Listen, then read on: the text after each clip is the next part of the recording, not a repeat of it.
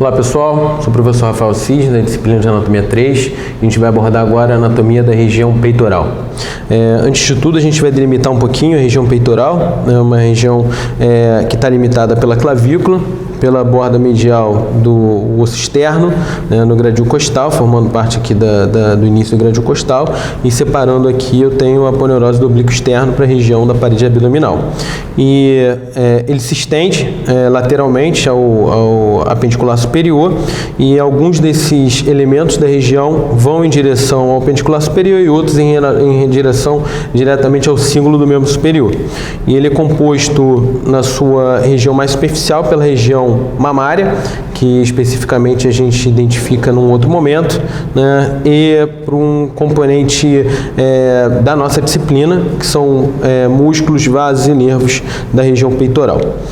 A gente pode dividir eles essencialmente em 4 elementos. Primeiro, o músculo peitoral maior, que é o maior e mais superficial de todos, cobrindo essa região. A gente já vai detalhar ele, Um músculo mais profundo a ele, que é o músculo peitoral menor, logo abaixo dele, Ainda temos um músculo na parede medial aqui no gradil costal, que é o músculo serrátil anterior, com essa forma em serrátil, na digitação externa das costelas.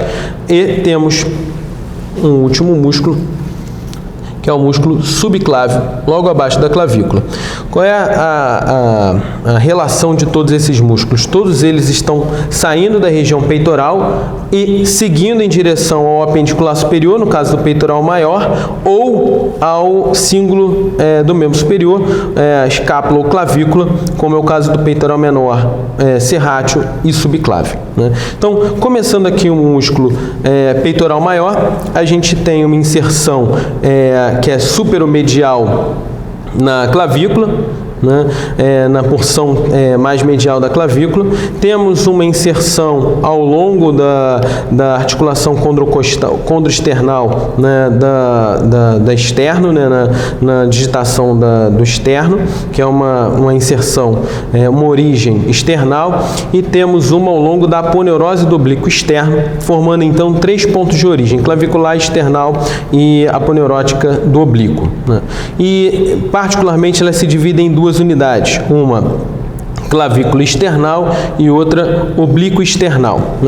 A origem mais distal ou mais caudal, ela segue em direção a um ponto mais superior do seu ponto de inserção, que é a crista do tubérculo maior, e o ponto mais proximal do seu ponto de inserção. Então, ele segue mais superior. E as suas origens mais superiores, que são a externoclavicular, elas têm um caminho mais caudal em direção à crista do tubérculo maior. Então, elas se invertem, formando um cruzamento das suas fibras, que são essenciais para o seu ponto para as suas funções. E, apesar de bem achatada na sua origem, dada a sua forma em leque, essas fibras se cruzam, formando um ventre no seu ponto mais insertivo, extremamente cilíndrico e com grande potencial de ação. Então, quando nós mantemos esse ponto aqui de relação, ele é extremamente cilíndrico. Mantendo, então, essa relação externo-clavicular mais caudal ao seu ponto de inserção, e a sua inserção oblíqua externa, mais proximal, partindo aqui por trás, do seu ponto de inserção. Consideração importante: a fáscia do músculo, então, recobrindo toda essa região, ainda pode encontrar no seu ponto mais distal uma unidade independente, chamado pectoralis quartus ou pectoral acessório, E ele é separado da fáscia do músculo deltoide, aqui na sua porção mais distal, o ponto de origem mais próximo ao seu ponto de inserção, na região do ombro, por um sulco chamado deltopeitoral, que a gente vai observar logo adiante. Sua inervação é dada por fibras dos nervos peitoral lateral e peitoral medial, chegando à sua margem, sua face inferior, e se distribuindo ao longo da sua face inferior. Além disso, uma característica funcional: esse músculo tanto é capaz de fazer adução, faz rotação medial e flexão do apendicular superior. De todos os músculos do braço, de todos os músculos da região peitoral, ele é o único que sai do seu ponto de origem e vai em direção ao braço, né? Todos os outros vão em direção ao cíngulo do membro superior. Próximo músculo dessa região é o peitoral menor.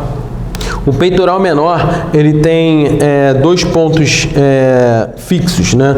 Um está relacionado à digitação externa da segunda à quinta costela ou terceira à quinta costela, dependendo do caso, e outro relacionado ao processo coracóide, que vocês já aprenderam como acidente anatômico na face antero-superior da escápula. Então, ele tem esse trajeto e ele cruza justamente um ponto mais intermédio da região da axila, né? Como o peitoral maior e o peitoral menor, eles fazem parte da parede anterior da axila, da loja axilar, né? Do oco axilar.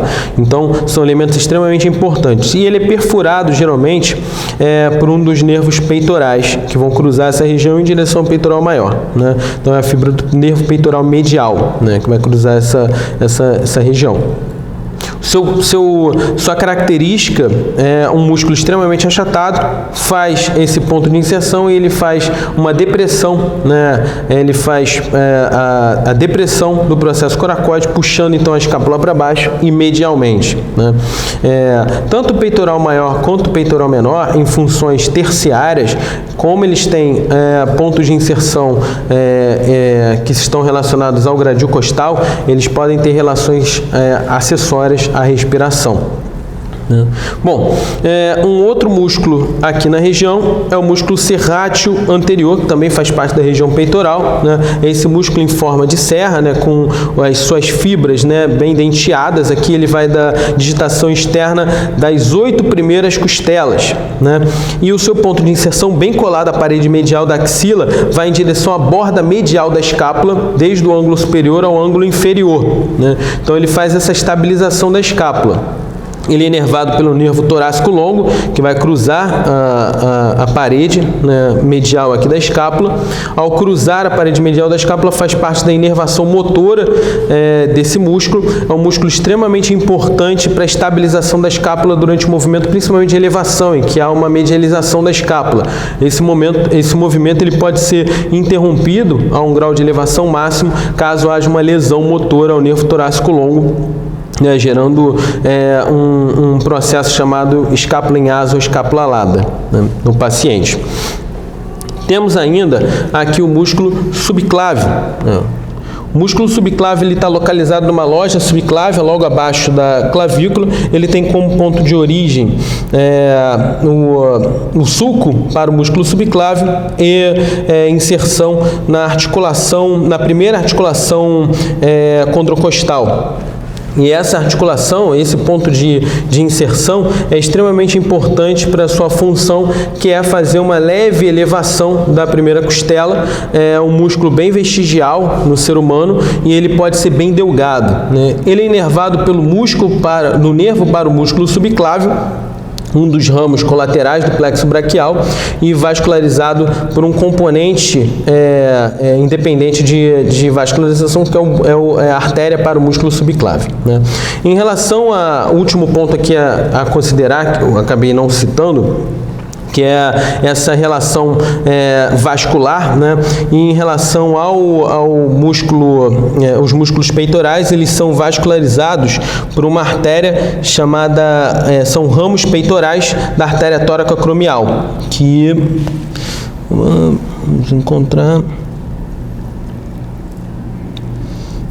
Pode ter sido esse orifício rompido aqui, provavelmente, né?